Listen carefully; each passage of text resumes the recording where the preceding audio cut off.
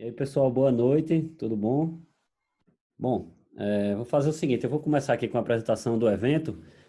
Esse é um evento que está sendo organizado pela Embaixada dos Estados Unidos, chamado Futured, e ele está sendo feito em parceria com os centros binacionais, espaços americanos que tem aqui espalhados pelo país, certo? Então, é um evento que a gente chamou de Futured justamente porque o objetivo é falar sobre o futuro da educação. E aí, de diversas formas, a gente está recebendo várias pessoas especiais para falar sobre isso. A ABA, como um dos centros, um dos espaços americanos, ela está sendo responsável pela curadoria de algumas dessas pessoas, e aí a gente já trouxe algumas pessoas de lá para cá. Se vocês quiserem assistir e receber informações sobre esses eventos anteriores, a gente vai estar publicando todos eles lá no link estudenaaba.com/futured, exatamente como o título do evento. E aí vocês lá vão poder ter acesso a edições que a gente está fazendo mais curtas dos eventos que estão acontecendo ao longo desse período. Então, assim, hoje a gente está aqui com duas pessoas super especiais. São pessoas que fazem parte dessa rede de influenciadores e pessoas que estão trabalhando para transformar a educação. Então, não só na primeira infância, mas mudanças que influenciam, na verdade, toda a educação, seja local ou mesmo de uma forma mais ampla, nacional e, quiçá, até de uma maneira mais global, certo? Então, a gente está aqui apresentar rapidamente e aí depois eles vão poder falar um pouquinho mais sobre eles. Mas Luciano Meira, que é um professor da Universidade Federal de Pernambuco e também da Cesar School. Ele, além disso, é cofundador da Joy Street, tem uma larga experiência aí conectando o mercado com a academia, né, que é um grande desafio que eu imagino que ele passou ao longo dessa experiência de vida dele. E, acima de tudo, é um visionário de educação, né? Uma pessoa que está sempre pensando à frente, olhando o que está acontecendo no mundo e vendo o impacto disso. Na realidade, inclusive, construindo ferramentas e coisas e pesquisas que tendem a moldar o que é o futuro dessa educação. E, ao lado dele, a gente está com o Rogério, Rogério Moraes, né?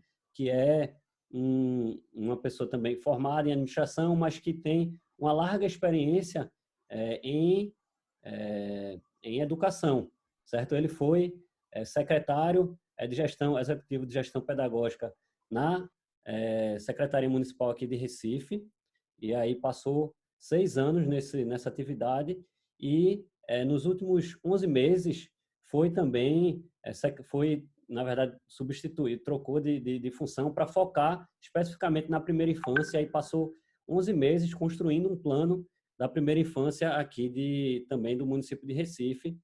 E aí, recentemente, ele está como diretor executivo do PIPA, né, que é um projeto que chama Primeira Infância Plantar Amor, e também é líder MLG pelo Master em Liderança e Gestão Pública.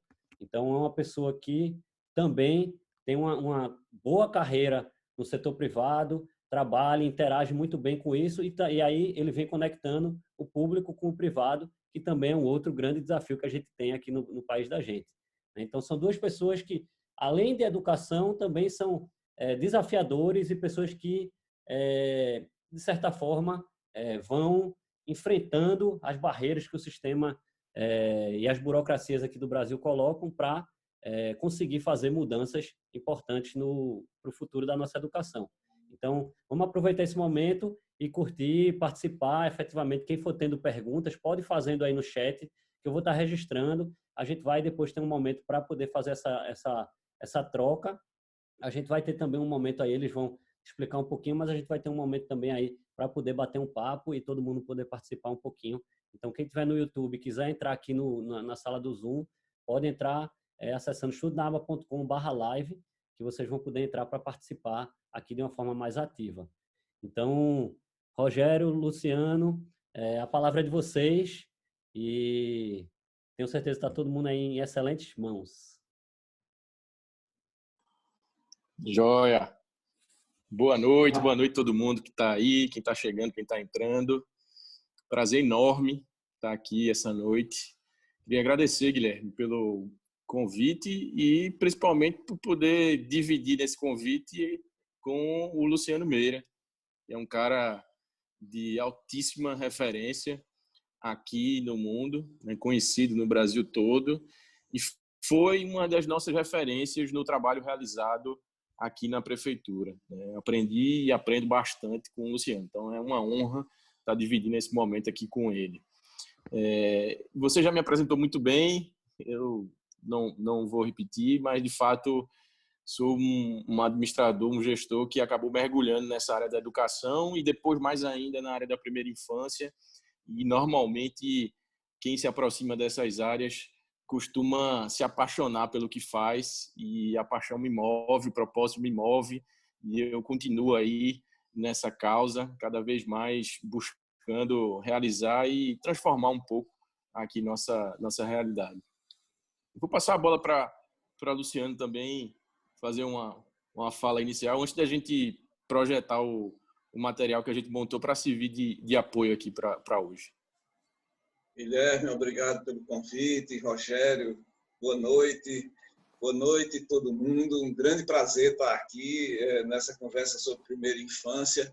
Obrigado pela generosidade da apresentação, Guilherme. Eu vou adicionar, como o Rogério, apenas uma coisa, além da honra recíproca de ter trabalhado com o Rogério durante algum tempo, ele do lado do setor público, eu do lado do setor privado. Tem uma coisa que me conecta especialmente com esse bate-papo de hoje aqui, é que minha primeira atividade profissional foi como professor de crianças do Fundamental 1. Mas não é nem sobre isso que eu queria fazer a referência, é porque nas horas do recreio eu ia contar histórias, que era uma das coisas mais maravilhosas que acontecia. Eu ia contar histórias para o pessoal do infantil. Então, esse foi o meu primeiro contato. E aí eu comecei, o primeiro livro que me impactou muito desse universo foi A Paixão de Conhecer o Mundo. Acredito que muitas e muitos de vocês conheçam essa obra da Madalena Freire, onde ela relata, o título do livro é especialmente interessante, porque ela relata exatamente a paixão de conhecer o mundo que as crianças, nesse período, têm e demonstram tão bem na escola e em suas outras atividades. Então, é um grande prazer poder aprender com vocês, que são especialistas em primeira infância, e eu espero poder trazer uma ideia ou outra sobre educação, que talvez seja útil. Obrigado. Massa. Guilherme, tu pode... Massa. Eu tive um probleminha técnico aqui com o meu PC, mas durante o caminhar aqui, se regularizar, pode ser que eu troque, saia aqui do perfil pelo celular e entre pelo computador. Mas agradeço a Guilherme aí pelo apoio técnico da projeção. Como o Guilherme adiantou, minha gente, a ideia é que a gente não fica aqui só falando, como o Luciano às vezes comenta em algumas oportunidades, reproduzindo o modelo conteudista, né, da sala de aula presencial. A gente pensou em ter um momento onde a gente deixe algumas provocações e vocês que estão aí nos acompanhando fazem uma discussão, uma conversa em grupo, depois retornam, apresentam, de forma que fique, de fato, algo mais dinâmico e vocês consigam também trazer contribuições e a gente saia, né, no final aqui dessa noite, dessa conversa, com alguns novos insights. De fato, a gente não traz nada pronto, né? O material aí vai nos guiar a conversa.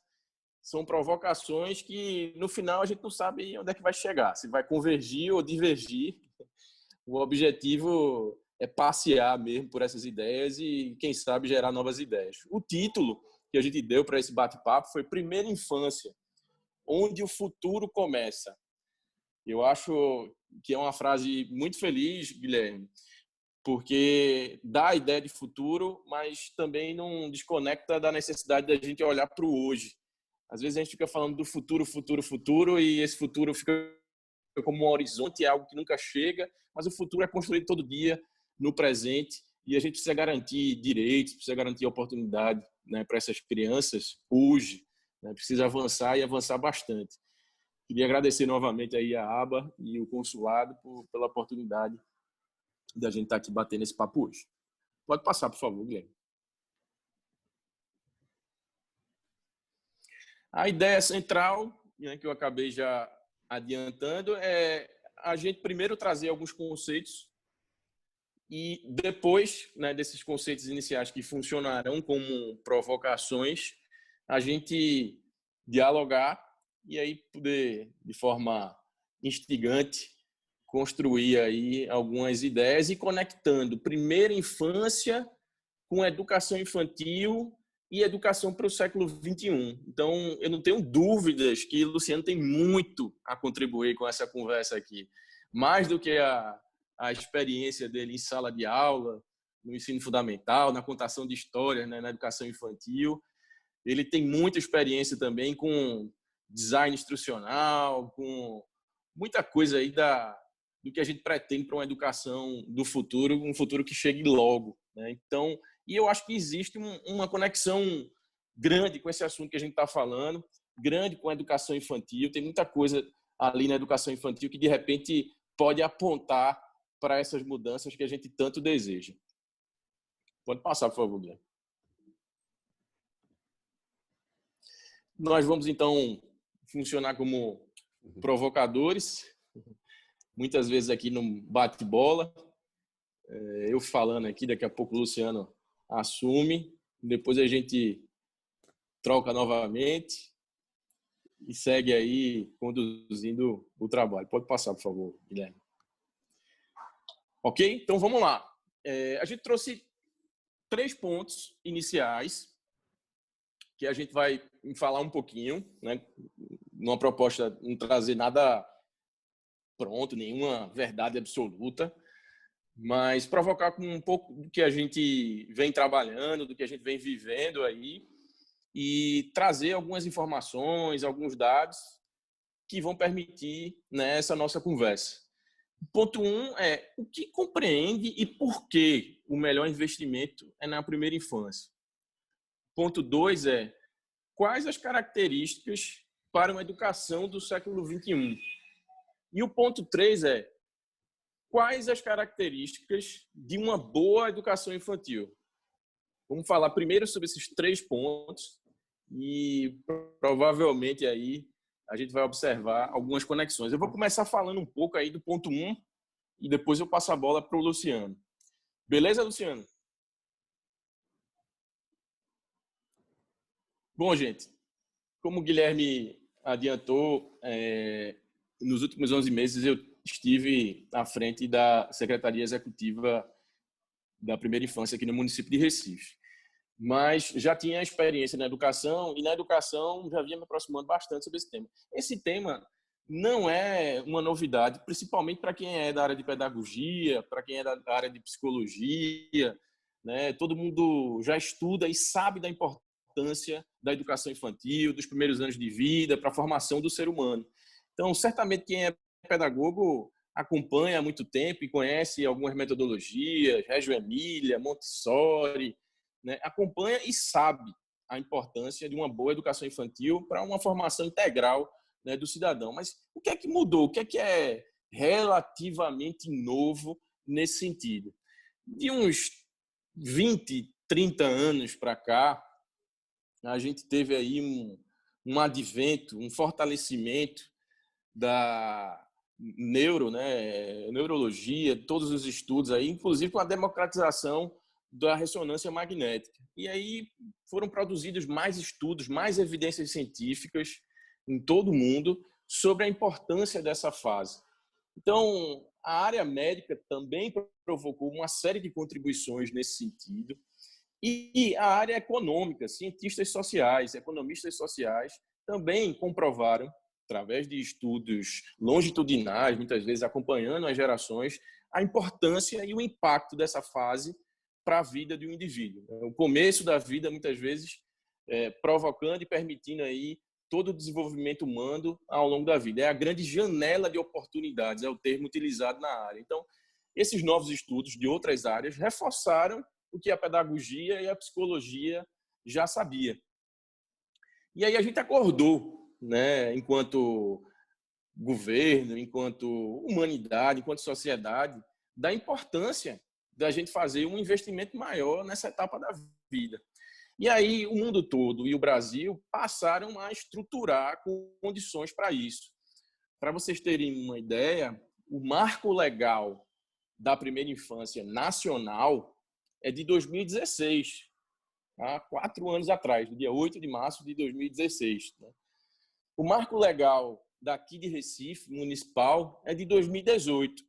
Então, o assunto foi ganhando relevância em outras esferas, em outras áreas de conhecimento, mais evidências arrebatadoras foram chegando para reforçar o assunto, e aí os governos passaram a tomar mais medidas, né, para, de fato, garantir direitos, né, para essa população.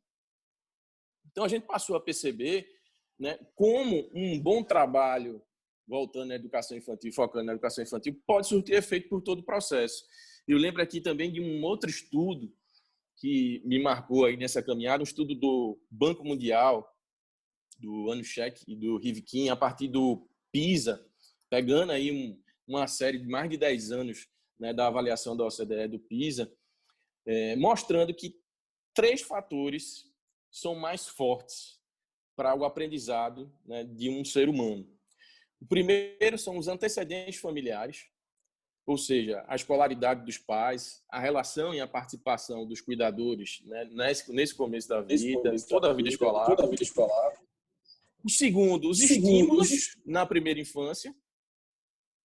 E o terceiro uma vez na escola, o professor, a prática do professor, né, a qualidade do professor.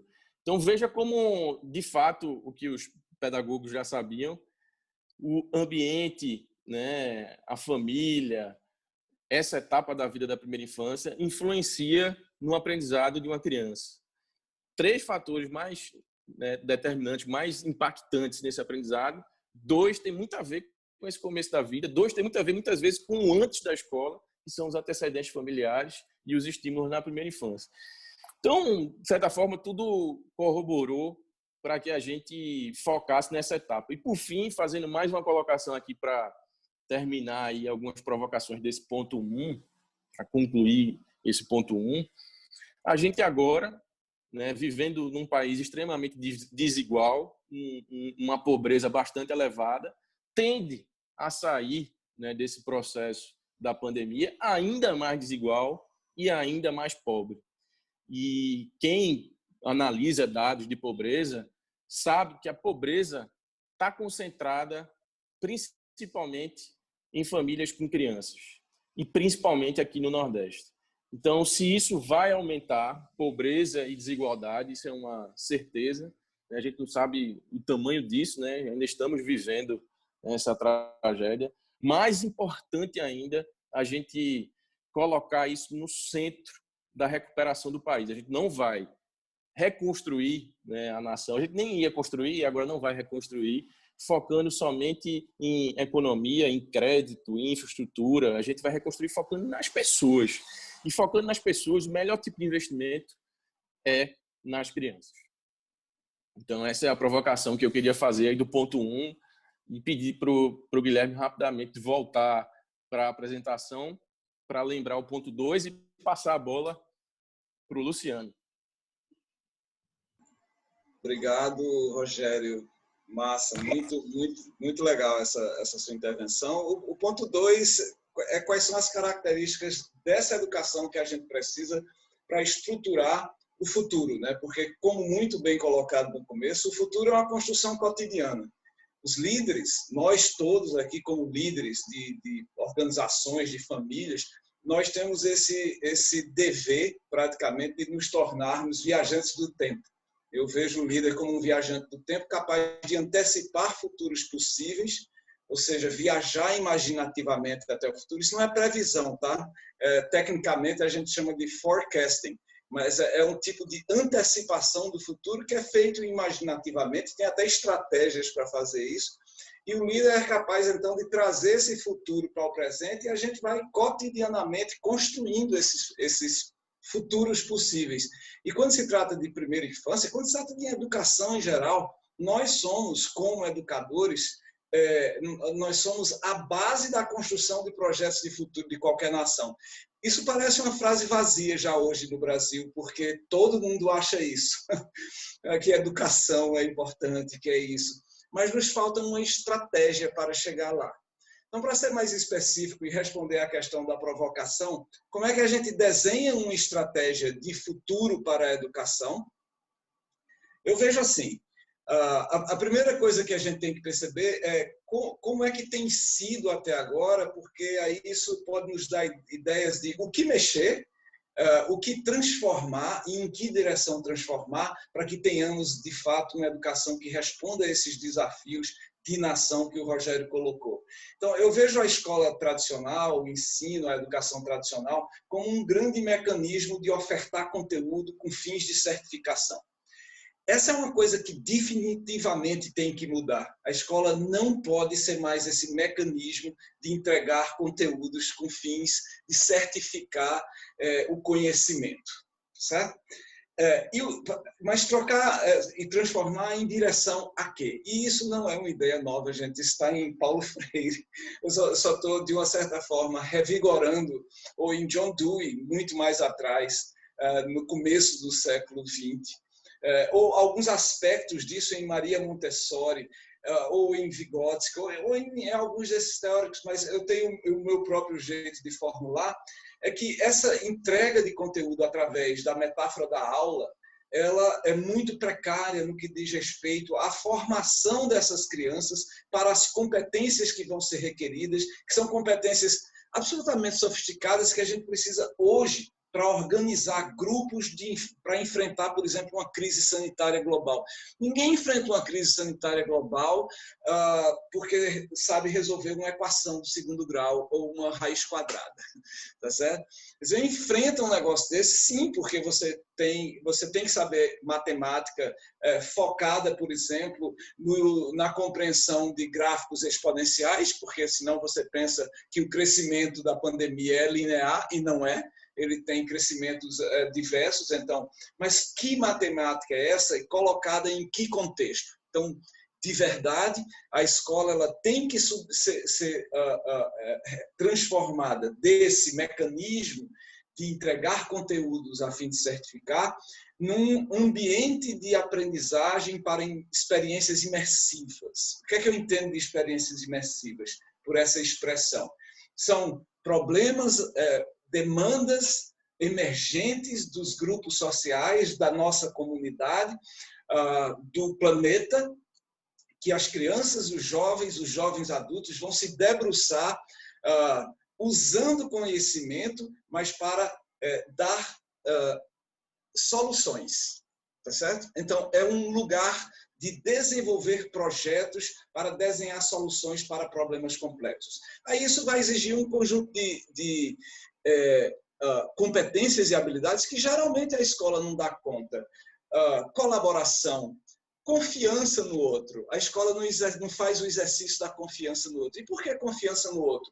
Ora, inovação, que é o tipo de solução de problemas que a gente precisa hoje e daqui por diante, ela requer risco. Arriscar-se em ideias que, a princípio, podem parecer idiotas, estapafúrdias, mas muitas ideias que parecem idiotas e estapafúrdias, porque são muito, aspas, viajadas, como os jovens falam, elas são aquelas que trazem as metáforas da transformação que a gente precisa. Mas você só fala essas ideias estapafúrdias para pessoas que você confia. Então, o exercício da confiança é uma dessas competências que a escola tem que estar desenvolvendo o tempo inteiro.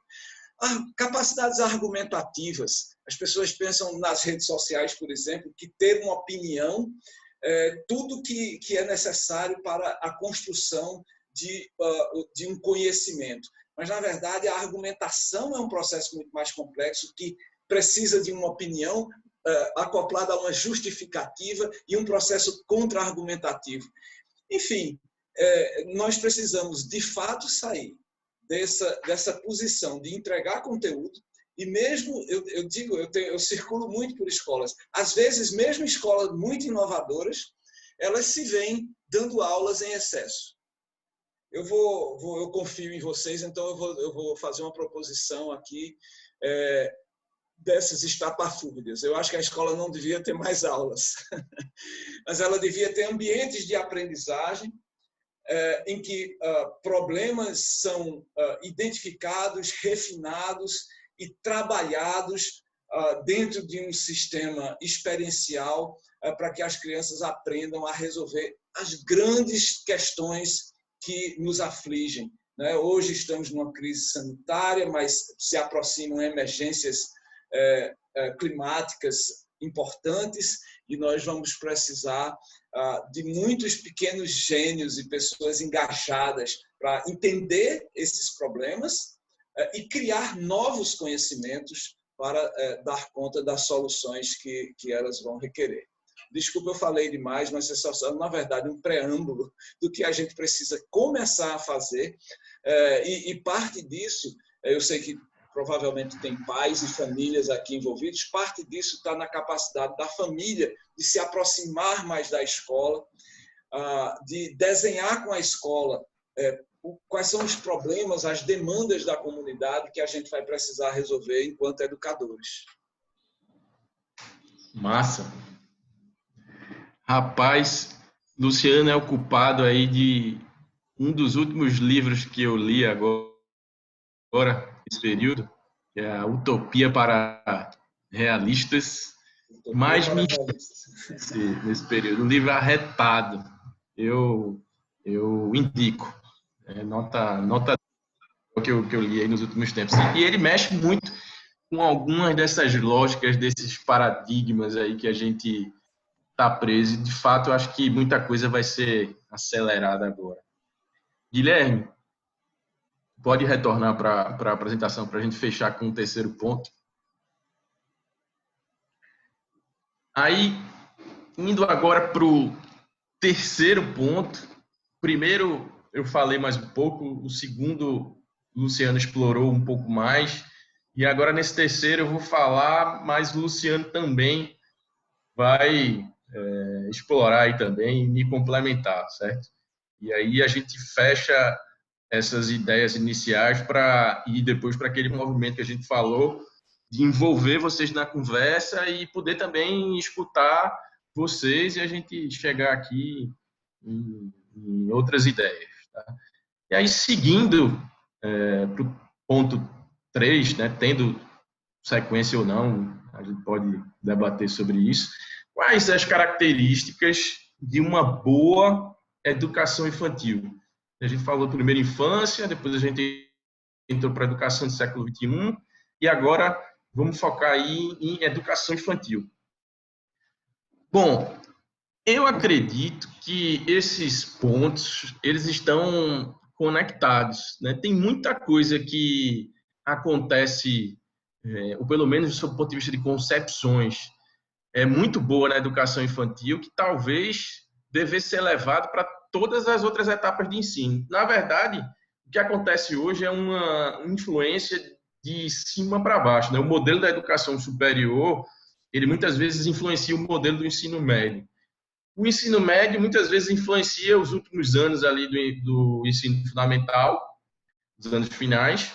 Os anos finais influenciam os anos iniciais e os anos iniciais influenciam a educação infantil, muitas vezes provocando uma escolarização precoce, aquela pressão por um aprendizado, ainda na educação infantil. E talvez boa parte do segredo dessa educação do século XXI, que já há tanto tempo que a gente fala e muitas vezes não chega, está em algumas características da educação infantil, né? Uma educação infantil que preza pelo lúdico, pela brincadeira.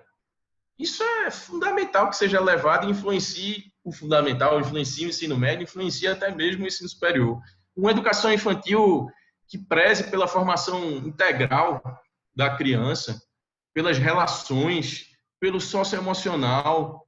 Isso que é tão forte, já está lá na BNCC, na nova base da educação infantil. Sem dúvida alguma, é muito do que a gente fala que precisa ser levado para o ensino fundamental, para o ensino médio e ensino superior. Por que não vai, né? Quais são as pressões diferentes que ocorrem, né, no ensino fundamental e no ensino médio e superior, que não ocorrem na educação infantil, né? Onde é que esse processo se perde, né? Essa é uma das principais provocações aí que eu deixo, né, e venho falando.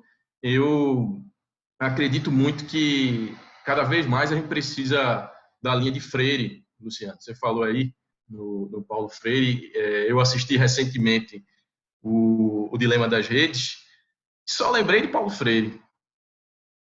A gente só não vai ser engolido por quem tiver inteligência de dados na mão se a gente focar numa educação que gere massa crítica, que gere um cara que saiba pensar, que saiba ter suas ideias, formar suas ideias, suas opiniões. Pode ser que a gente tenha feito com alguns erros essa tentativa no passado. Pode ser que tenha faltado, né, até mesmo a paciência histórica, o momento ideal para conseguir chegar nesse processo. Mas eu acho que agora está mais do que na hora da gente reinventar isso daí, e se a gente olhar com carinho para a educação infantil, eu acho que boa parte dos segredos estão lá. Queria escutar a tua opinião sobre isso, Luciano. Claro. Na verdade, o Mitchell Resnick, né, que é um educador do MIT, ele tem um artigo muito inspirador, cujo título é mais ou menos tudo o que nós deveríamos transformar em toda a educação já está sendo realizado na educação infantil. Ele estudou vários ambientes de educação infantil e tem um exemplo que eu criei após inspirado pelo trabalho que ele realiza, uma observação muito simples que todos nós podemos realizar, é na educação infantil que as paredes da escola ganham um tipo de instrumentalidade que você não vê mais, inclusive já muitas vezes no ensino fundamental. Que instrumentalidade é essa? Na educação infantil, percebam, isso é só um exemplo, mas eu acho que é bem ilustrativo de como nós podemos organizar esse tipo de ambiente para máximo uso das experiências das crianças. Então, na educação infantil, por exemplo, as paredes são displays, vitrines, que dão materialidade às ideações infantis. São seus desenhos, seus grafos, sua vivência imagética do mundo está pregada nas paredes, literalmente. Observem, entretanto, que na medida em que você vai para a educação fundamental, média e então no ensino superior, as paredes se esvaziam e elas se transformam unicamente em instrumentos de contenção e controle. As paredes viram instrumentos para a criança não fugir, não ir embora, para o jovem ficar realmente enclausurado. Esse é um exemplo que parece muito simples, e é bastante simples, mas ele revela para mim o quanto nós podemos nos inspirar, inclusive, no fenômeno da educação infantil, e as educadoras e os educadores, mais ainda as educadoras, porque é muito mais frequente as mulheres trabalharem na educação infantil, já tem um conjunto de competências relacionadas à vivência experiencial do outro, como capturar o imaginário de uma criança. Nós fazemos muito pouco isso na universidade, mas isso é absolutamente essencial para engajar o jovem no estudo. O jovem do ensino médio, gente, está abandonado. Aliás, em geral, tá? Obviamente tem muita gente fazendo coisa muito legal, tem até uma questão aqui do Eduardo sobre como escalar essas experiências, a gente pode endereçar isso depois, se vocês quiserem, eu tenho algumas ideias sobre isso, mas eu ia citar, para finalizar aqui, viu, Rogério, um documentário da Maria Farinha Produções, patrocinado pelo Instituto Unibanco, que eu falava do abandono que o jovem de ensino médio, por exemplo, vive, e esse documentário, cujo título é interessantemente chamado Nunca Me Sonharam, ele conta a saga dos jovens que não se sentem acolhidos pela instituição escolar, nos seus sonhos, nas suas atividades, nos seus desejos, na sua perspectiva de conhecimento sobre o mundo. E são essas pessoas que daqui a pouco estarão fazendo algum ensino técnico ou algum ensino universitário ou um empreendimento, serão líderes, serão vereadores, serão prefeitos, mas são jovens que a escola não conseguiu capturar, portanto, eles não estarão, talvez, providos daquilo que a gente pode oferecer de melhor, que são experiências significativas de aprendizagem no ambiente escolar. Massa, muito bom, Luciano. A tua fala aí das paredes me lembrou uma conversa com o Edgar, do Fab Lab. Ele disse que uma certa vez estava conversando com uma pessoa sobre essa pessoa perguntando como é que levava a educação maker para a educação infantil. Que via ele com algumas experiências no ensino fundamental e queria levar a educação maker para a educação infantil. Eu disse assim, peraí. Se a sua educação infantil não estiver maker por natureza, tem alguma coisa errada. Em essência, a educação infantil já é maker, já deve ser bom na massa, na massinha, ou em algo maior aí, já colocando algumas provocações para as crianças. Então, assim, achei massa esse insight, vai nessa linha também. Gente, vamos voltar aí. Guilherme, por favor, e agradecer novamente aí por nos ajudar com o material. Então, a gente fecha, né, essas falas iniciais sobre esses 3 pontos, que compreende por que, né, o melhor investimento é na primeira infância, quais as características para uma educação do século XXI e quais as características de uma boa educação infantil. A gente quer deixar 2 provocações, vai separar vocês aí em salas, para que vocês conversem até de forma aleatória com quem vocês conhecem ou não. E aí depois a gente volta para discutir aí as ideias a partir dessas provocações. A primeira é: quais dessas características de uma boa educação infantil podemos levar para todo o processo educacional e para o trabalho? A gente já falou um pouco disso aqui, mas entrar mais um pouco e até também para a questão aí do trabalho, que a gente também pode explorar mais. E a segunda é: há uma conexão entre importância da primeira infância, educação do século XXI, educação infantil, didáticas inovadoras e futuro da educação e do trabalho?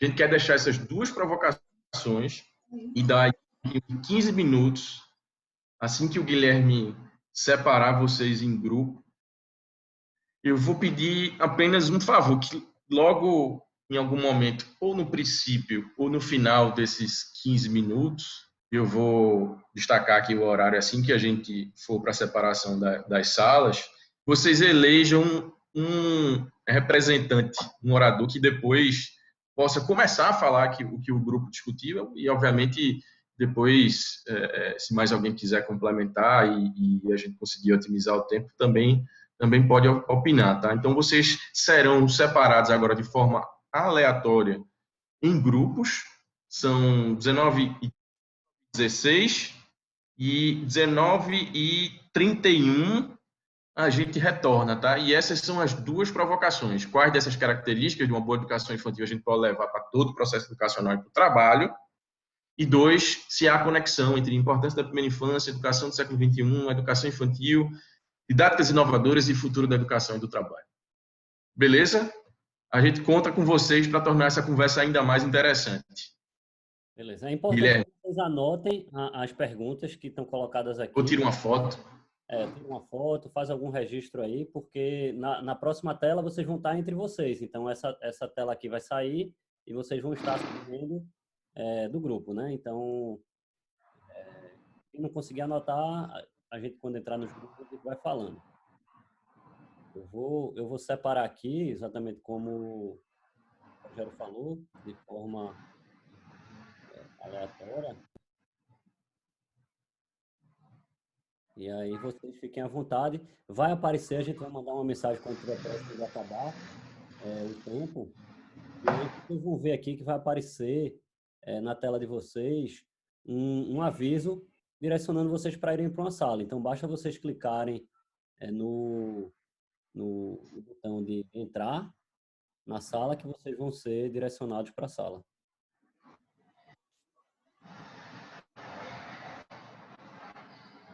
E aí, o que é que vocês estão achando? Tá curtindo?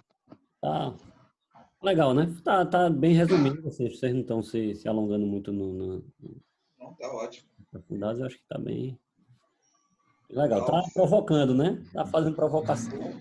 Depois o pessoal já tá no papo lá perguntando como resolver, né? Talvez fosse até interessante você circular para ver se as pessoas estão realmente interagindo. Permitido errar, onde errar faz parte do processo e a gente nem chama de erro, a gente chama de hipóteses. Eles testam suas hipóteses, experiências, né? Experiências, eles estão experimentando, estão testando, exatamente. Então a gente não Não sei se eu acho que até sobre uma fala minha, não sei se eu me expressei mal, mas eu acho que é uma pergunta bem interessante, dá para responder. E tem outra aqui da Mônica, né? Como as escolas podem ajudar as famílias na mudança de paradigma conteudista e entenderem que as crianças aprendem brincando? Só para atualizar vocês, eu entrei na sala 1 e o pessoal estava interagindo bem. Agora eu vou lá na sala 2. É justamente, como será que está na família dessa criança essa questão de assista a aula quando puder, desligue a câmera. Se quiser participar, participe. Se não quiser, não participe. Depois você lê, depois você pesquisa na internet. Então, a gente está tendo isso no fundamental. Né? Então, assim, voltando, porque a gente terminou conversando outras coisas, Guilherme. Deixa eu corrigir só, Neja. Essa criança que eu falei, dos 4 dias online, o conteúdo do conhecimento, ele está tendo aula online com os professores, mas o online para ele, como ele é muito pequenininho, ele tem 6 para 7 anos, tudo é vídeo. Eu vou assistir o meu vídeo da escola. Ele não entende ainda que é a sala de aula. Mas ele entendeu que o conteúdo ele pode pegar por outros meios. Eu sei. Mas a convivência com os colegas só na escola. Isso. Né? E aí essa convivência... O livro novo do Siddhartha. O neurocientista. Eu li o Oráculo dos Sonhos, achei massa. Tem muita coisa. Não, acho que muito. Oi, Guilherme. Oi.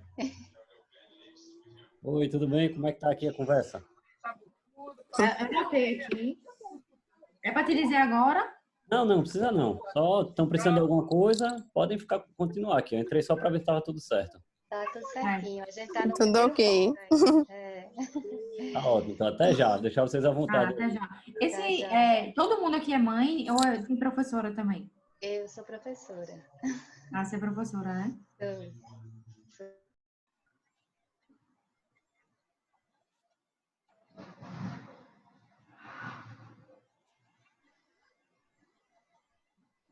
Mas ontem eu assisti um evento da Fiesp de Campinas e me chamou a atenção ainda um pouco de falta de conexão com esse futuro aí mesmo, que a gente fala, assim, sabe, aquele foco na educação para produtividade, enfim, vale também até um bate-papo sobre isso, para saber se está bem sintonizado. Eu tenho uma live, eu sou o homem das lives. Quarta-feira que vem, às 9h30 da manhã, Rogério, com a Escola F, sobre futuro e liderança. Que massa! É só meia hora. Gostei do formato. Meia hora. Eu até falei com Renata Moura hoje para ver como é que a gente conversaria com a Escola F nessa linha aí, foi bom saber. E, coincidentemente, eu vou estar também num evento que você está também. Eu fui olhar lá e você é Meira. do Nexo, jornal Nexo. Ah, sim. Tu tá? Que dia você tá? Eu não entrei na programação ainda não, a mulher falou comigo ontem. Vai ser dia de outubro. A programação tá 9. Pô, muito massa, muita gente legal. Eu tô no dia 13 de outubro, às 17 horas, com o Ricardo Henriques, né? Que é o CEO do Instituto Unibanco, que por acaso eu citei hoje aqui. Economista. Eu nem sei com quem eu vou estar ainda, só dei um ok lá. A minha já está aqui. É o futuro do trabalho. O meu vai ser uma mesa... Aí, né? Oi? É um tema que está aí, né? Em vários eventos, né? Cara, eu estou em mais eventos do que eu consigo dar conta. Trazer novidade para cada evento é que é de lascar, né? Porque tem uma hora, nem eu me aguento mais.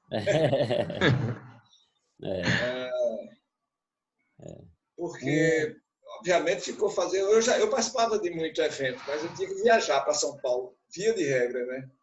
Teve um ano que eu fiz 50 viagens para São Paulo, num único ano. O ano tem 56 semanas, eu praticamente estava toda semana em São Paulo.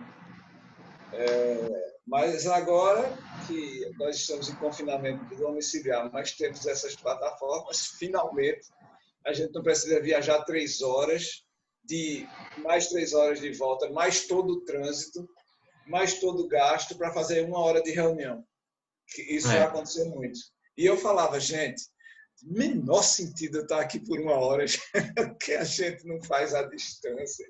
Não, porque conectividade, porque não sei o quê. Pô, você reúne todo mundo aqui no auditório, eu fico na minha casa, você me projeta.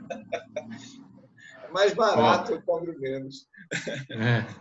Guilherme, deu... Foto pessoal, né? Tá, ok. Eita, tá na hora. Aí pede 60 segundos aqui e aí daqui a pouquinho eles estão voltando. De fato, isso foi uma coisa que a pandemia ensinou às pessoas, né? A tanto fazer evento online quanto reunião online. Tudo isso realmente não vai fazer mais sentido, esse tipo de coisa, né? Viajar para São Paulo para fazer uma reunião. Eventos, ainda tem eventos que precisam, né? Que tem uma interação, tem coisas que são importantes, mas... Não, eu falo assim, mas na verdade é muito bom e eu adoro São Paulo. E encontrar as pessoas vai ser sempre bom. Eu digo sempre, nós somos seres corpóreos e animais sociais, muito mais do que racionais. Então, nós precisamos do trânsito dos nossos corpos, inclusive nas multidões, não agora, mas precisamos disso. E, obviamente, precisamos dessas redes emergentes, né, em que a gente não fica enquadrado. Então, precisamos de muito mais serendipidade do que é possível numa reunião do Zoom. De fato, há limitações que o ser humano não é capaz de absorver, pelo menos não ainda com a mentalidade e a cultura que a gente tem hoje, né? Talvez um dia... Estão voltando, Guilherme? Estão voltando, já tem, a maioria das pessoas já voltaram aqui. Eu acho que voltaram já. Todas as salas estão fechadas. Massa. Tu vai retomar, Rogério? Vamos, então vamos lá. Vamos lá, galera. Espero que tenham conseguido bater aí um bom papo, conhecido outras pessoas. Vamos agora escutar vocês. Estamos ansiosos também para escutar outras opiniões, trocar ideias e aprender. E, como a gente combinou, um orador aí por grupo traz os principais insights, as principais ideias, achados, dúvidas, novas provocações em cima das provocações.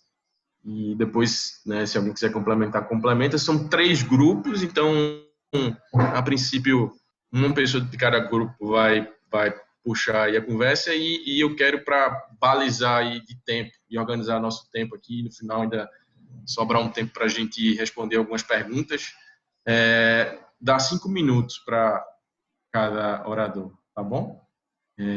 Guilherme, só me ajuda aqui. Então, o pessoal que está na sala 1, vou pedir para dar o espaço aí para o orador entrar no papo aqui.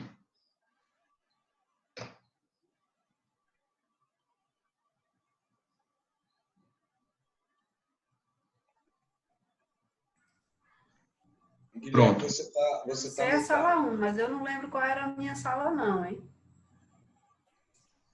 Talvez seja melhor... Sala 3, e eu achava que... Eu entendi que o número das salas estava 1, 2 e 3. Na verdade, não importa o número da sala. Né? Quem quiser começar, aí pode começar. Perfeito. Então, eu vou começar para quebrar o gelo e quem vier depois do que eu para aprender mais. Eu estava com Mônica, Niedja, Cláudia, Crispim e Julinéia. Eu falei muito, gosto muito de trabalhar com essas pessoas. Cláudia, eu não sei quem é, enfim. Aí a gente concentrou na boa educação, o que é que podemos levar para o processo educacional e para o trabalho. Falamos muito da nossa escola, que são companheiras de trabalho. E da nossa escola, a gente vê que pode levar a capacidade de argumentação. As professoras fazem atividades e prezam por atividades que aparentemente são simples, mas que levam as crianças a pensar fora da caixa, a pensar diferente. Inclusive, tem essa atividade num dos anos, que a professora leva um pedaço de um desenho de um animal, de uma cobra, e eles não podem completar o que seria. Tem que completar com outra coisa e explicar como chegou aquele próximo desenho. Leva a curiosidade, né? É uma escola que trabalha muito a curiosidade, instiga muito os alunos. Meu filho estuda na escola e ele está no fundamental e ele continua com o mesmo pique de curiosidade que ele desenvolveu na educação infantil. E são os 2 pontos que a gente trabalhou, conversou sobre o que levar para o trabalho, o que levar para o fundamental, e ponteou um dos desafios, que é como ensinar aquela criança a argumentar com a educação, com delicadeza. Ela é dona daquela ideia, mas aquela ideia pode não ser a verdadeira para o coletivo. Então, ela não pode chegar impondo. E como ensinar isso às crianças para elas não perderem a razão, digamos assim.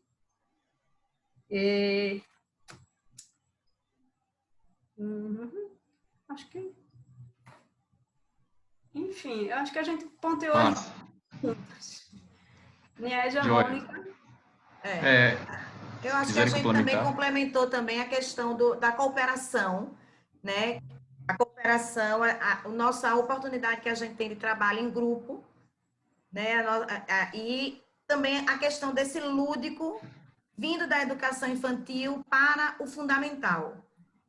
E aí a gente traz algumas atividades, algumas oportunidades de trabalho em grupo, onde as crianças possam usar da sua criatividade, compartilhar as ideias com os colegas, e aí com isso instigar ainda mais a curiosidade deles, tanto pelo conteúdo que está sendo trabalhado, como ampliar também esse conteúdo de interesse da criança. Joia. Um ponto que a gente falou e que tem tudo a ver com a pergunta que Mônica colocou no chat, foi um ponto trazido por Niedja, foi a escola, ela recebe todo tipo de aluno, todo tipo de família. Então, ela vai receber a família que valoriza a escola, a família que não tem mais paciência de educar o seu filho, e a escola que educa, e aquela família que não está nem aí para a educação do filho, nem para o conteúdo, nem nada, que a escola é realmente um depósito, vou ficar livre do meu filho. E aí, qual o papel da gente como professor para que essa criança ela receba da escola o que pode fazer ou levar para frente, né?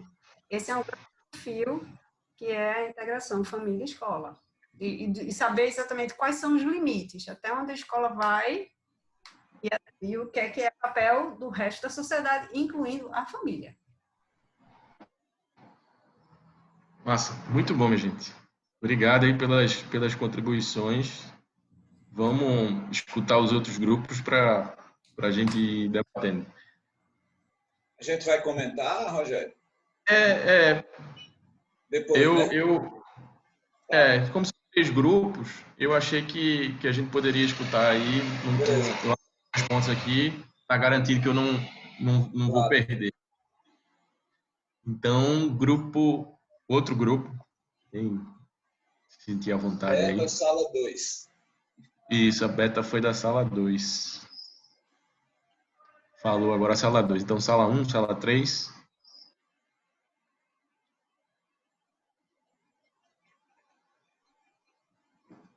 Sala 1, estão ouvindo? Sim. Aqui é Beth.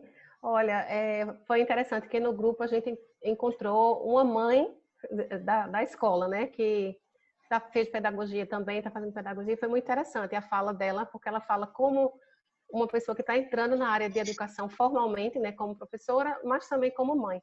Mas as ideias que vieram foram várias, né? Então, assim, pelo visto, a educação infantil tem muito o que inspirar, muito o que levar para fundamental, para o ensino médio, para a universidade e para os ambientes de trabalho também. Algumas palavras que a gente colocou, que saíram na discussão, foi características, né, desse mundo infantil, da educação infantil. As crianças são muito makers, elas são muito construtoras, elas estão sempre criando, elas estão sempre com a mão na massa. E seria interessante que isso não se perdesse ao longo da vida, né? Que as crianças pudessem continuar experimentando, que é uma coisa que a gente estimula muito na educação infantil, é a experimentação. Não usamos nem a palavra erro, a gente usa a palavra teste de hipótese. Então, as crianças estão descobrindo o mundo, testando suas hipóteses. Então, o erro, mais na frente, especialmente em escolas mais tradicionais, se coloca um holofote em cima do erro.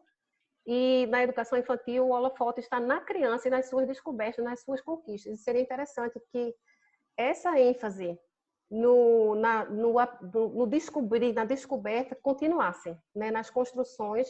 E a criatividade também é muito estimulada. A criança já é, por natureza, construtora, criativa, curiosa.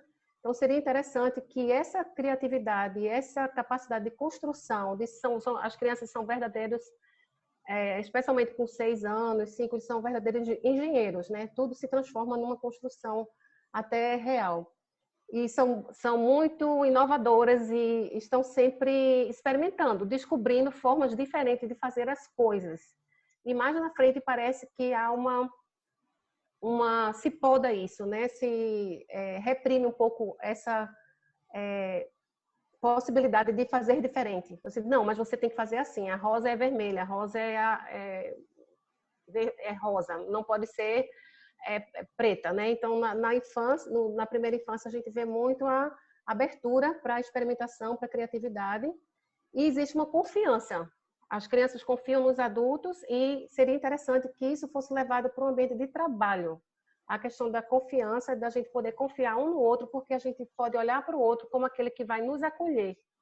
Não apenas nos usar, vamos dizer assim, né? Usar a nossa cabeça, usar nossas ideias, usar nossa mente, mas olhar para a gente, nós olhando uns para os outros, enquanto seres humanos, possibilitando a troca de afeto, que a gente vê muito na educação infantil. A criança até olha para a gente, é engraçado que às vezes chama o professor de mãe, às vezes chama a mãe de teacher, né, de professora. Então, essa relação de afeto seria interessante também puxar e levar para um ambiente de trabalho, que não seja uma coisa seca, uma coisa mecânica, uma coisa sem vida, né, mas que realmente possa entrar esse componente de confiança e de afeto. Eu acho que foi basicamente isso que a gente discutiu. Arretado, muito arretado, Beth. Valeu mesmo. Eu dou tempo também, alguns pontos aqui, já estou me segurando para não falar, mas vamos escutar o outro grupo, que a gente fecha essa rodada de escuta e a gente volta a conversar. Então, vocês foram sala 1? Falta agora a sala 3 apenas. Que é a Ana Lu, certo. André... A sala 3 e agora falta 1. Falta só essa sala, né?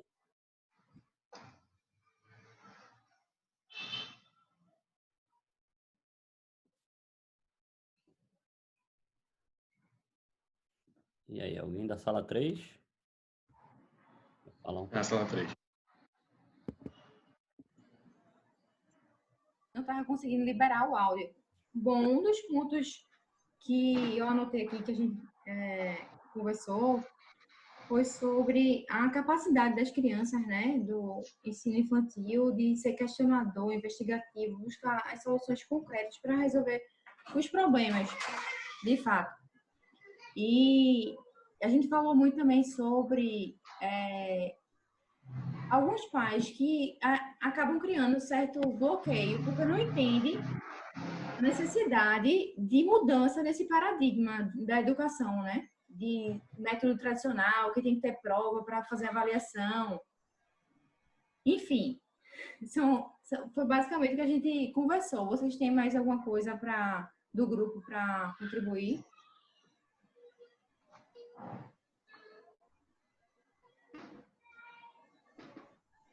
Miss Mari? Que ela estava falando na hora que a gente voltou para essa sala. Joia. Vamos lá, vamos agora fazer aí um bate-bola e se mais alguém quiser falar aí, a gente também volta a abrir. São 7h45, a gente perdeu uns minutinhos aí para começar. Na verdade, decidiu, né, esperar também uns minutinhos para começar. Então, a gente está programando ir aí até às 8h10. A gente tem mais 25 minutos.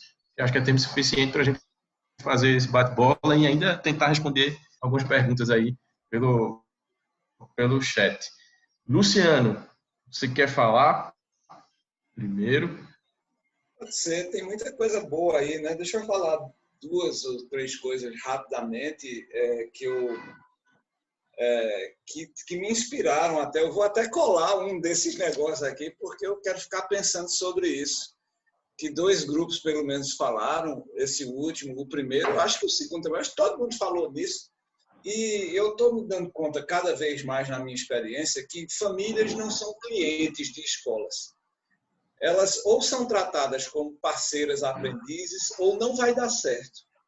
Então, famílias precisam ser convencidas. Então, se a relação for uma relação de serviço de consumo, ele já pagou a mensalidade, deixa ele fazer o que ele quiser. Especialmente, talvez, na educação infantil, a gente vai ter mais problemas. Então, a gente tem que idear maneiras de construir uma rede de relacionamentos afetivos e intelectuais que envolvam os pais, a mãe, o pai, o cuidador, a cuidadora, em geral, de modo a transformá-los de clientes em parceiros aprendizes. Essa foi um insight, principal coisa que eu já deixei colado aqui, que eu vou querer pesquisar mais isso. Quem é que está fazendo isso por aí? Porque eu ouço tanto falar nisso que eu acho que se a gente não modificar isso, parte considerável do ensino privado, público, na educação básica, ele terá sido prejudicado consideravelmente. Uma outra coisa que eu queria mencionar, aí é uma coisa que eu tenho visto bastante, é que a gente precisa dar muito mais atenção, e vários grupos falaram isso, né? A curiosidade, aos interesses do jovem, da criança. Eu vou parar por aqui, viu, Rogério, por enquanto. E aí eu me lembrei muito agora de uma nova visão. Todo mundo já ouviu falar de lifelong learning, inclusive aqui a Betânia citou o livro. Não, Betânia pediu o livro que alguém citou. Eduardo citou, porque eu tinha citado o Mitchell Resnick. De fato, o Lifelong Kindergarten é o projeto dele. E aí, essa ideia de lifelong learning, ela está bem descrita na literatura, tem muita gente. Mas tem uma outra ideia também, correlata, menos conhecida, mas igualmente interessante, que é o life-wide learning. Porque lifelong, né, ao longo das idades, das diferentes idades, na medida que a pessoa se desenvolve. Mas tem o life-wide, que é, numa mesma idade, eu poder perceber diferentes contextos ao meu redor, diferentes tipos de problemas, diferentes tipos de pessoas. Então, a ideia por exemplo, de eu entrar em ambientes que têm alta densidade de diversidade de pessoas, né? Pessoas diversas, de diferentes gêneros, raça, cor, background, e isso produz aprendizagem. Então, eu queria fazer esse contraponto, porque no ensino médio, a gente não... Esse wide é de largura, né? A largura de banda no ensino médio, por exemplo, aliás, eu diria assim, né? Na educação infantil, a criança pode se distrair com as coisas e aprender. Mas no fundamental, ela pode se distrair muito menos. Nos últimos anos do fundamental, ela quase não pode se distrair. E no ensino médio, não tem espaço para nada. É só o Enem. Tá? Não pode. A gente tem que ter life-wide learning na escola inteira. Você pode se distrair, pode, como alguém citou aí, levantar questões, levantar problemas que ele ou ela gostaria de resolver. Isso é life-wide. Não tem life-wide na medida. Esse funil é terrível e a gente precisa tomar conta disso. Inspirado no life-wide do ensino infantil. Eu vou também fazer uma rápida fala e também já emendar numa provocação, devolvendo para ti, Luciano, até mesmo Guilherme, sem um Guilherme aí na parada, todo mundo aí que está participando. Beth, Betânia, Ana Lúcia, né, trouxeram um monte de pontos aí interessantes. Eu me lembrei muito do que o Murilo Gun vem trabalhando, dessa questão da criatividade, é uma competência tão importante que parece que alguns modelos educacionais parecem limitar, apertar cada vez mais essa criatividade que é tão natural, né, nas crianças, e a gente vai podando, vai tirando ela. E me remeteu também ao que Beth falou aí da questão do erro, que não é erro, ao trabalho lá do Eck, de Stanford, né, que que deu origem ao livro Mindset, que mostra como é importante a gente desenvolver esse modelo mental que goste de errar, que goste de enfrentar, né, os desafios. E com isso, implemente um modelo mental de aprender, de evoluir, não ter receio, né, de se arriscar. De fato, também é fundamental. E aí, emendando com a provocação aí que eu prometi, também abrindo aí para o Guilherme, mas esse insight me veio quando o Luciano falou do Enem. O Enem acaba, mesmo sendo um processo avaliativo, influenciando muito o modelo de ensino, né? Coisa meio que se inverte.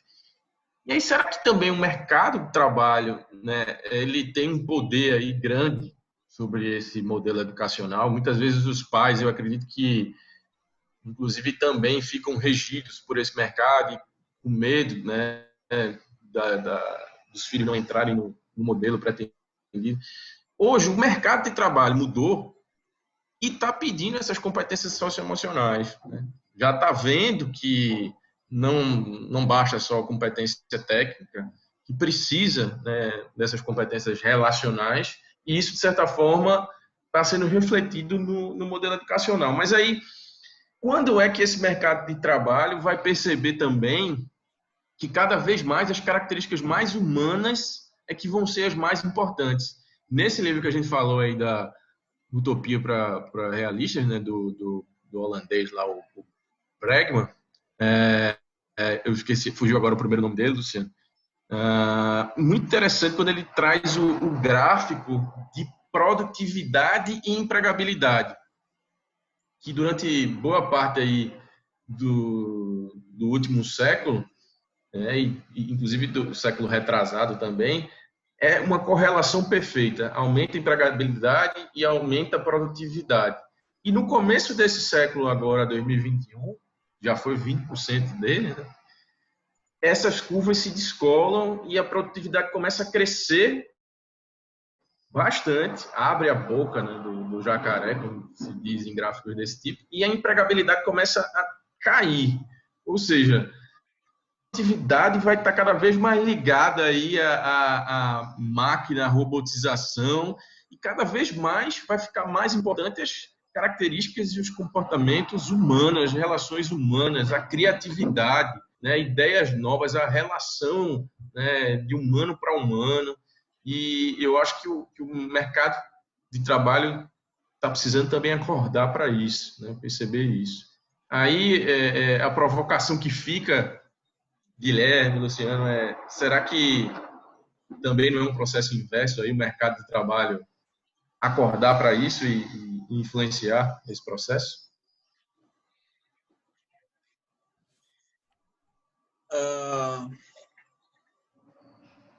Para eu falar?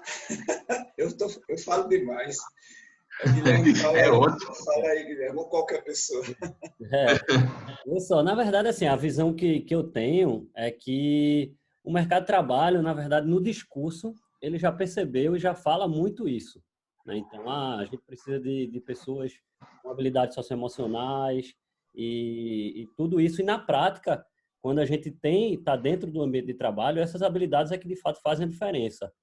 Mas ainda em muitos processos de seleção, de recrutamento, ainda não são consideradas essas habilidades na hora de selecionar efetivamente o profissional.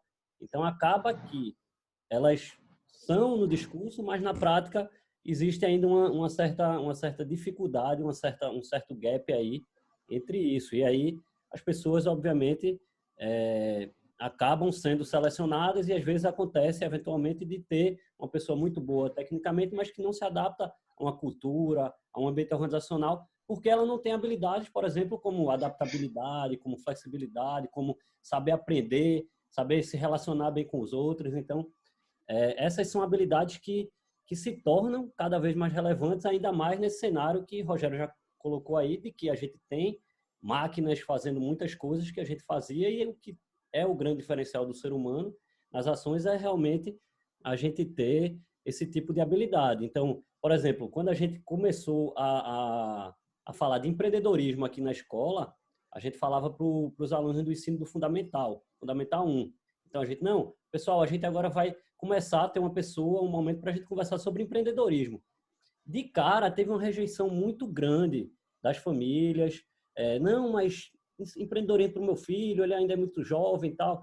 Então, precisou a gente fazer uma certa desconstrução do conceito de empreendedorismo que se tem até hoje ainda muito de empreendedor como empresário, né? Aquela certa mistura que se tem, mostrando, não, veja só, a habilidade empreendedora, a pessoa ter uma atitude empreendedora, a pessoa ser empreendedora, é uma coisa que a criança, desde jovem, desde muito novo, a gente está falando da educação infantil, ela já é empreendedora, porque ela vai lá e faz, ela pensa alguma coisa, ela vai lá e faz, tenta, erra, tenta de novo, tenta dar um jeito, quando não consegue, vai pedir ajuda a um pai, a uma mãe, mas ela tem aquela mentalidade de eu estou precisando fazer alguma coisa, vou fazer todos os meus esforços para conseguir empreender aquela ação e conseguir um resultado melhor que seja. Obviamente, a gente vai ganhando recursos e habilidades que vão tornando a gente mais hábeis a fazer determinadas coisas. Mas a criança, por natureza, ela também é empreendedora.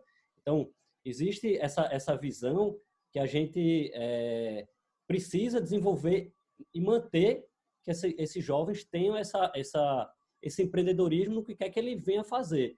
Então, habilidades comportamentais, elas são importantes, elas precisam ser mantidas e a gente precisa, de fato, trabalhar contra esse funil aí. Fico muito feliz de ver e aí que muitas coisas que hoje são criticadas aqui na escola a gente consegue fazer diferente. E, por exemplo, quando o Luciano falou das paredes, eu fiquei super tranquilo porque as paredes aqui, todas, mesmo se você for no 7º ano, que é a nossa série mais avançada, tá tudo lá, cheio de cocô, tudo pregado a coisas, tanto dentro quanto fora da sala de aula. Então, não só o ali dentro, mas a gente também integrando um pouco essa comunidade escolar, coloca do lado de fora para que o pai, quando ele chega, ele também veja aqueles ambientes, aquelas coisas. Então, galerias e tudo mais. Então, eu acho que isso faz parte. Eu acho que isso é um movimento que o mercado de trabalho ele vem percebendo quando ele fica falando, não, essa geração, nova geração aí, ela é muito diferente e tal, porque justamente essa já é uma geração que vem tendo acesso e informações e orientações já muito diferentes. Então, isso vai chegando no mercado de trabalho, a gente começa a já ter pessoas, como por exemplo, a idade de Rogério, a minha idade, então, pessoas que já tiveram uma formação muito diferente de pessoas e outra faixa etária, como os nossos pais. Luciano acho que está no meio do caminho aí, né? Mas também é uma pessoa que você vê que vem estudando. Eu sou velho, Guilherme.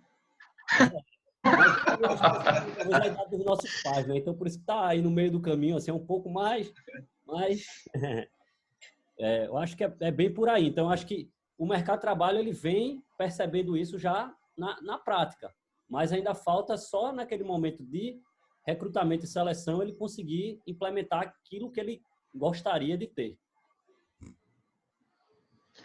Luciano, olha, minha gargalhada é porque as suas ideias são as mais jovens e inovadoras. Generosidade da sua parte. Nesse aspecto, ele é mais jovem que a gente, né, Rogério?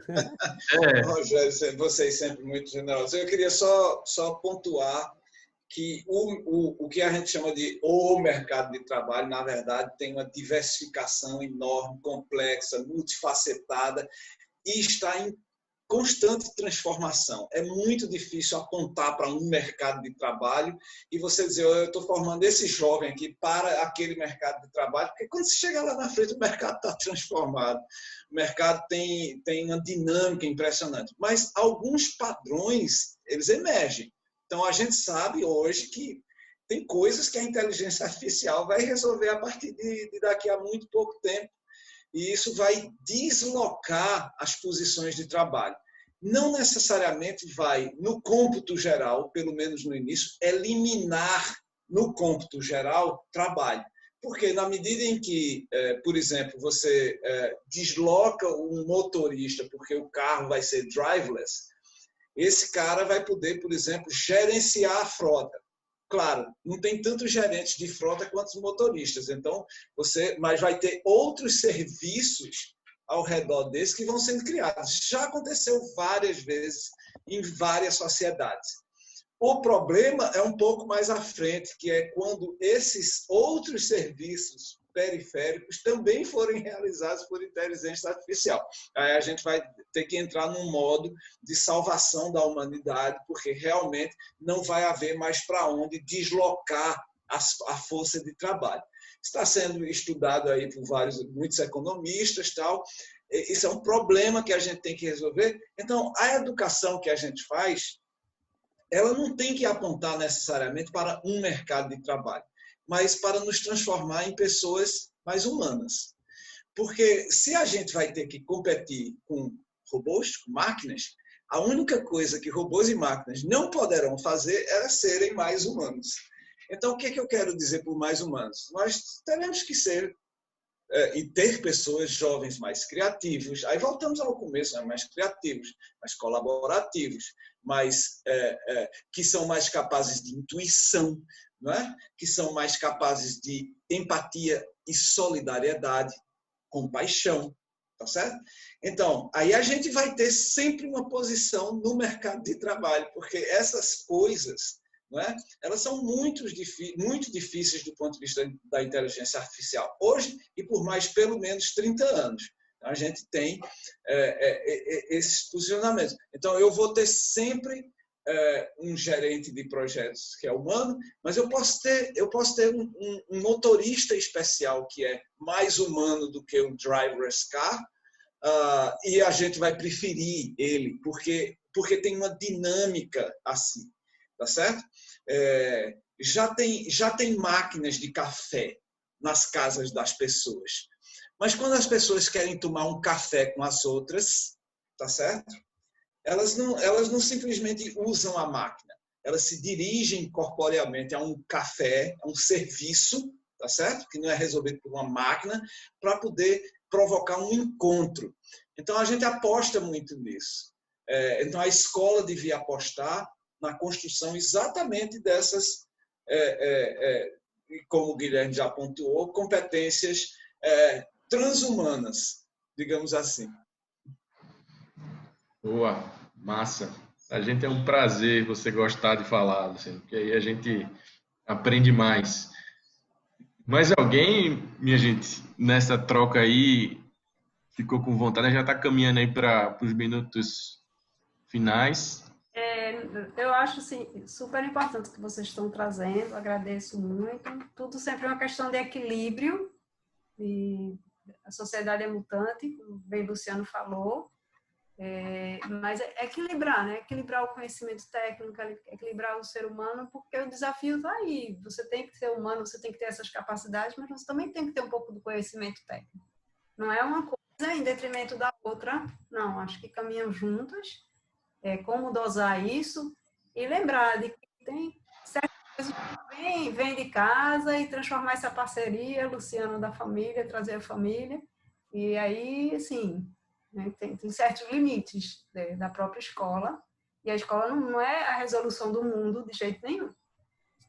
Acho que tirar um pouco essa carga da escola, a escola resolve tudo, que tem sido sendo colocado ao longo dos anos, ter esse equilíbrio entre a técnica e a formação humana, a gente também a técnica, acho que é super importante também perceber aí. Excelentes pontos, Betânia, anotados aqui, excelentes pontos. Queria ter mais tempo da gente expandir, até porque a criatividade não vive sem a técnica. Você não consegue ser criativo no abstrato, você é criativo sobre algo que você conhece. Tem muita coisa interessante no que você falou, que pena a gente não pode discutir mais, já vai começar a se despedir, né? Pois já emende aí, doutor Luciano, que depois eu também faço. É para agradecer somente esse formato muito mais interessante. Eu estava dizendo para a Guilherme aqui, eu não aguento mais me ouvir em live, eu estou me sentindo esvaziado, porque é live demais, e eu duvido que tenha uma pessoa que veja mais de uma live minha, mas eu valorizo muito esses outros formatos em que a gente pode conversar, trocar uma ideia de verdade, quase como se estivéssemos num café. Então, me senti muito à vontade. Obrigadíssimo pelo convite, pela possibilidade de um formato mais interessante, com uma escuta mais apurada, até do que a gente fala e do que o outro fala. Então, obrigadíssimo pelo convite, parabéns ao trabalho de vocês. Foi uma ótima noite. Joia. Gente, obrigado também. Gratidão aí por essa troca de ideias. Fiquei ainda mais curioso de conhecer mais o trabalho de vocês. Já conheci um pouco através, né, de Guilherme, fui aluno da ABA, do curso de inglês aí na adolescência, e sei, né, a qualidade, o foco na qualidade, na excelência que vocês têm. Eu concluo também falando um pouco até de uma pergunta que foi logo a primeira que Eduardo fez. A gente acabou respondendo um pouco a pergunta da Mônica, mas a minha ansiedade é que a gente transforme essas ideias em ações. Eu acho que isso já acontece com esse grupo, espero que isso se multiplique. E, como eu falei agora há pouco, já foi embora 20% do século XXI, e a gente precisa, de fato, de uma educação de qualidade para esse país. E, Guilherme, eu queria ler uma frase que está lá no material, se você puder, por favor, voltar aí. Aí. Isso, do uruguaio Eduardo Galeano. A gente falou muito aqui, né, no livro, e vem falando de algumas coisas que eu acho que tem tudo a ver com utopia, uma palavra que ganha força nesse momento que o mundo está vivendo, que o Brasil está vivendo. A utopia está lá no horizonte. Me aproximo 2 passos e ela se afasta 2 passos. Caminho 10 passos e o horizonte corre 10 passos. Por mais que eu caminhe, jamais alcançarei.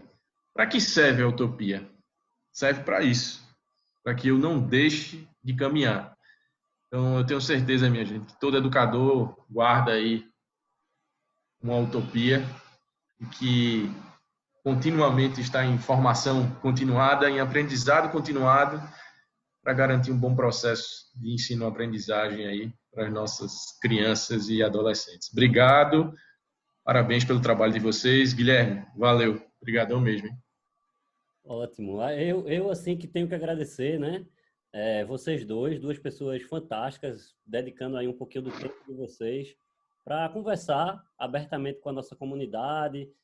Esse evento que a gente está fazendo é um evento que é totalmente gratuito, aberto para outras pessoas. A gente espera que, além das pessoas que estão aqui participando, a gente vai alcançar ainda outras pessoas a partir das gravações e materiais que a gente vem produzindo. Educação é isso, né? Quando a gente passa por um momento desse, uma live ou mesmo que seja uma sala de aula, um parque, onde a gente for e a gente consegue sair com essa sensação de que algo mudou dentro da gente, né? Então, eu fico feliz até, por exemplo, de ver o Luciano dizer que ele fez uma anotação que vai levar isso para outros momentos de reflexão dele. Tenho certeza que Rogério também, cada um aqui está saindo com algumas provocações que a gente vai levar para casa para refletir um pouco, quem sabe até interagir de volta com alguns que estavam aqui para trabalhar e construir junto alguma coisa para que a gente efetivamente chegue a um caminho, porque a gente está saindo com mais provocações do que a gente entrou, né? Então, acho que esse é o grande ponto e por isso que a gente está com 2 grandes provocadores aqui que contribuíram muito. Então, pessoalmente, obrigado, Luciano, obrigado, Rogério. Agradecer também institucionalmente a ABA por estar cedendo esse espaço aqui a gente e a Embaixada dos Estados Unidos por também estar nos apoiando aqui com esse evento. Então, e agradecer em especial também a todo mundo que está aqui, né? Ficaram até essa hora aqui com a gente, foi um papo legal. Eu imagino que o tempo passou muito rápido, pelo menos para mim. Quando eu vi já era 8h10, né? Então a gente já está nessa despedida. Tenho certeza que algumas perguntas que a gente não conseguiu nem responder aqui dariam pano para muito mais discussões, né? Então esse é um papo que realmente não tem fim, mas infelizmente a gente tem que acabar, porque a gente tem cada um suas outras coisas, mas fica aí o convite para quem sabe a gente ter outras rodadas, outros momentos, seja com esse grupo aqui, com outros grupos, mas levem essas provocações para outros ambientes e vão continuar aprendendo por aí, certo? Obrigado aí a todo mundo, boa noite e até a próxima. Valeu, gente, boa noite. Tchau, gente, valeu.